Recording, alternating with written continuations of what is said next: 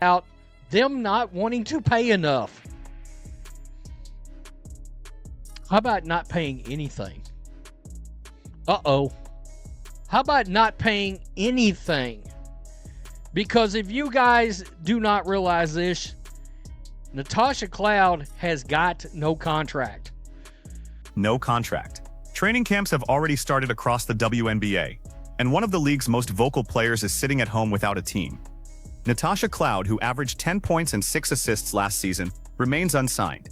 And according to multiple sources, it's not an accident. The owners said, we remember you, Natasha Cloud, running your mouth during CBA negotiations. Anybody remember that? During CBA negotiations, Natasha Cloud was always dropping these videos out there like this one.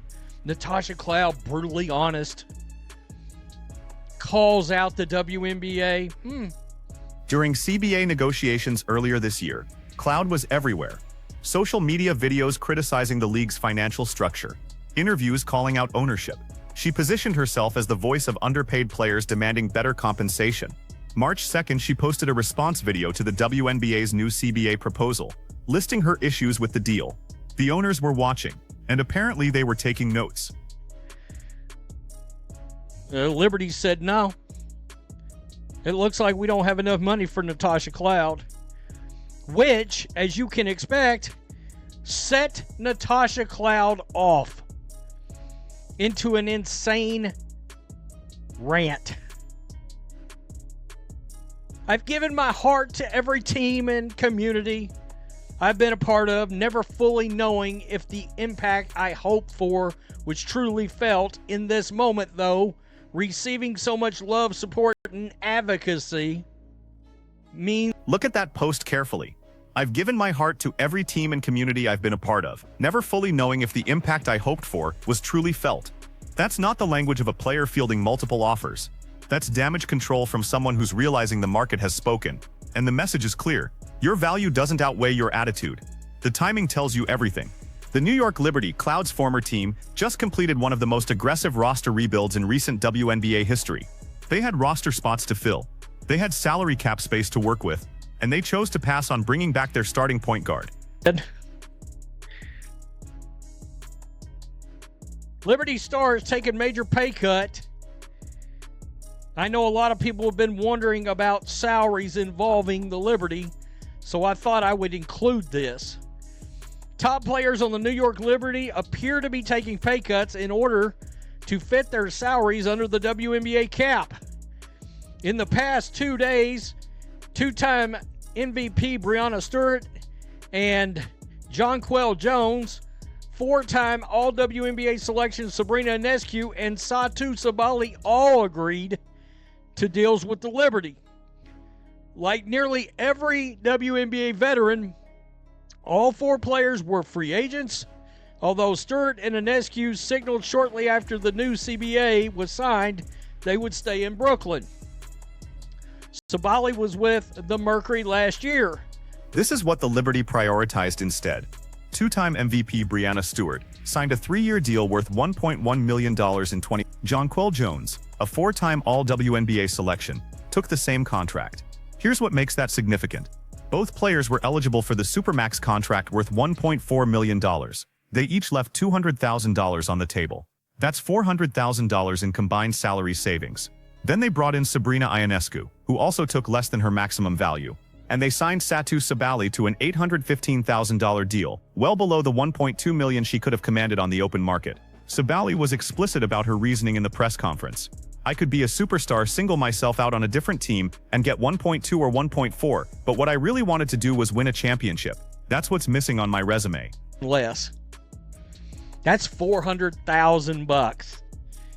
That's a whole nother player of pure depth, or the ability to come along and sign somebody like Sabally, which for players with at least 5 years experience can obtain from re-signing with their current teams, and Sabally was eligible for a standard max. In a press conference held by the Liberty, Sabally noted her ability to sign a max contract, but decided to not pursue it. Between their big three, the Liberty saved $600,000 in cap space. Add in Sabali's discount, and you're looking at close to $1 million in flexibility that other teams simply don't have. That money went toward building depth. Rebecca Allen signed for $350,000. They added pieces that championship teams need. And through all of this roster construction, with all that cap flexibility and all those roster spots being filled, Natasha Cloud's name never came up. The team she helped lead to the finals chose to move in a different direction entirely. It's a powerful reminder the impact I've wanted you to make beyond the court is real and aligned with what I believe God has called me to do through this game. Well, you're a Marxist, so don't bring up God. All right, Marxists you are a full-blown Marxist. Don't even bring up God. That's not part of your vernacular. I'm okay just taking things in, even if they weren't what I expected, and trusting I'll be okay. Now look at this section of her post again. Receiving so much love, support, and advocacy means everything. It's a powerful reminder the impact I've wanted to make beyond the court is real and aligned with what I believe God has called me to do through this game. There's a disconnect here worth examining. Cloud has been one of the most politically outspoken players in the WNBA. Her social media presence focuses heavily on activism and social justice causes. During the 2020 season, she was vocal about police reform and systemic racism. In 2023, she criticized fans who didn't align with her political views. And during the recent CBA negotiations, she positioned herself as a labor advocate fighting against ownership. None of that is inherently problematic. Players have every right to use their platform however they choose. But when you're negotiating a contract in a league that loses money every year, that's subsidized by NBA revenue, and you're publicly criticizing the people who sign the checks, there are going to be consequences. She remains unsigned. How about here? This was March 2nd. Natasha Cloud responds to the WNBA's new CBA proposal and brings up her issues. Keep in mind, folks, she was running her mouth about them not wanting to pay enough. How about not paying anything? Uh-oh. How about not paying anything? The source material here is blunt. She remains unsigned. It seems her value does not outweigh her attitude. That's not speculation. That's the market making a calculation. 11 unrestricted free agents are still available, and Cloud is one of them. Training camps started under the new CBA, and she's watching from home. Compare that to what's happening in New York. The Liberty didn't just build a roster. They built a culture. Every major signing they made involved a player explicitly taking less money to chase a championship. Stewart and Ionescu could have maximized their earnings. They chose team success instead. Sabali left Phoenix, where she could have been the focal point, to join a stacked roster in Brooklyn. These other folks, Hamilton, Rebecca Allen only took $350,000. But I know a lot of people have been like, what exactly are they doing there? Well, what they did was they all took less money.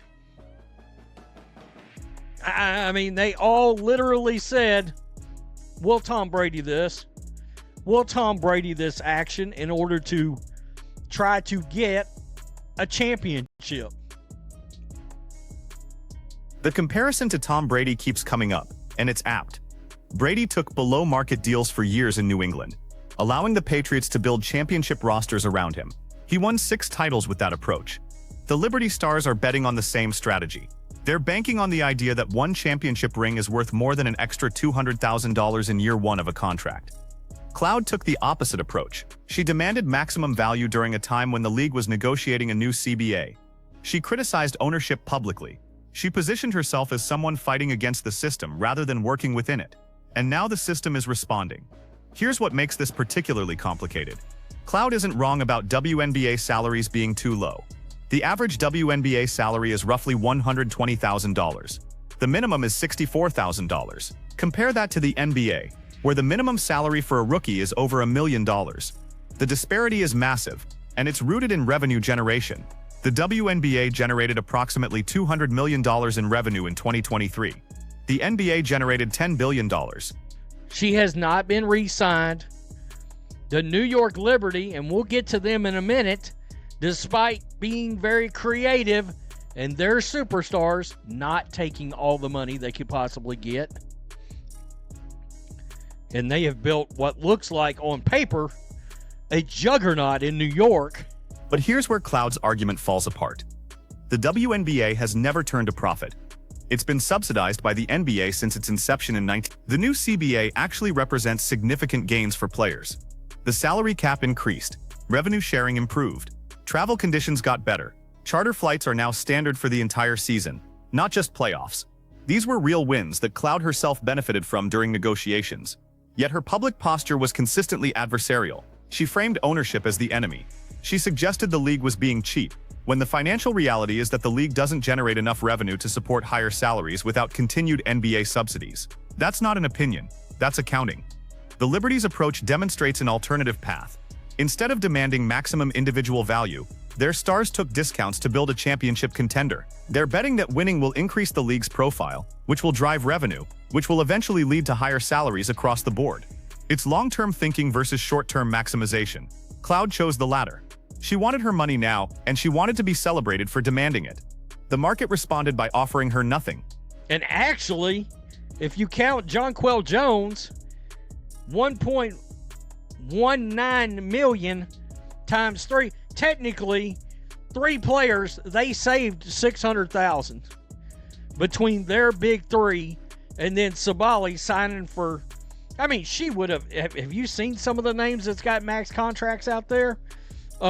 She'd have gotten 1.2. She'd have gotten that 1 point. Yeah. But she didn't. She took 815,000. Interesting. Tell me what you think. Would have liked to have seen a little more of that, so the Fever's depth was better right now. Peace, I'm out. Here's what this means for the future of WNBA labor relations. The new CBA runs through 2027. Players gain significant concessions in this negotiation cycle, but the next round of talks is going to be shaped by moments like this. When ownership looks at Natasha Cloud sitting unsigned despite being a productive player, they're going to remember that vocal criticism during negotiations has consequences. Other players are watching too. The ones who took discounts to chase championships are getting praised. The ones who demanded maximum value are getting paid. And the ones who demanded maximum value while publicly criticizing ownership are sitting at home. That's a clear hierarchy of outcomes. Cloud's situation also raises questions about the role of activism in professional sports. Should players face professional consequences for political speech? In an ideal world, probably not. But the WNBA isn't operating in an ideal world. It's operating in a financial reality, where the league loses tens of millions of dollars annually and depends on the goodwill of NBA owners to continue existing. When you're in that position, publicly attacking the people funding your league is a high-risk strategy. Cloud took that risk. She calculated that her value as a player would outweigh any friction she created with ownership. She was wrong. The Liberty proved that teams can build championship rosters by attracting players willing to sacrifice individual earnings for collective success. They didn't need the player who spent CBA negotiations posting critical videos on social media. They found players who wanted to win more than they wanted to maximize their first-year salary. That's not a moral judgment. It's a market reality. Cloud has every right to advocate for higher pay. Ownership has every right to choose not to employ someone they view as a problem. Both things can be true simultaneously. What happens next is the fascinating part. Does Cloud eventually sign somewhere for significantly less than she's worth? Having learned that leverage works both ways. Does she sit out the entire season and try again next year? Does she go overseas, where WNBA players often make more money playing in European or Asian leagues during the offseason? The most likely outcome is that she signs somewhere mid-season when a team suffers injuries and needs backcourt depth. She'll take whatever contract is offered because the alternative is not playing at all. And next time CBA negotiations come around, she'll remember that running your mouth has a price. The Liberty, meanwhile, will be the favorite to win the championship. They'll have the depth that comes from stars taking pay cuts. They'll have the chemistry that comes from players who chose to be there, rather than players who felt they had no other options. And if they win it all, they'll validate the entire approach. So was breaking those stories worth it for Cloud? Was being the vocal critic during CBA negotiations worth sitting at home during training camp? Only she can answer that. But the market has already delivered its verdict. And that verdict is clear. Your value does not outweigh your attitude. Not in this league. Not in this financial reality. Not when championship-caliber players are willing to take discounts to win. The WNBA is at a crossroads. Revenue is growing. Viewership is increasing, particularly around stars like Caitlin Clark and Angel Reese. The league is expanding to new markets, but it's still not profitable, and it still depends on NBA subsidies to survive. In that environment, players who understand the business reality and work within it will thrive. Players who fight against it publicly will find themselves on the outside looking in. Natasha Cloud chose her path. The league chose its response. And now we all get to watch what happens when those two forces collide. Drop a comment and let me know. Should teams be signing Cloud based purely on her basketball ability? Or does her approach to CBA negotiations justify leaving her unsigned? Because this isn't just about one player. This is about how the entire league handles the tension between player empowerment and financial reality moving forward.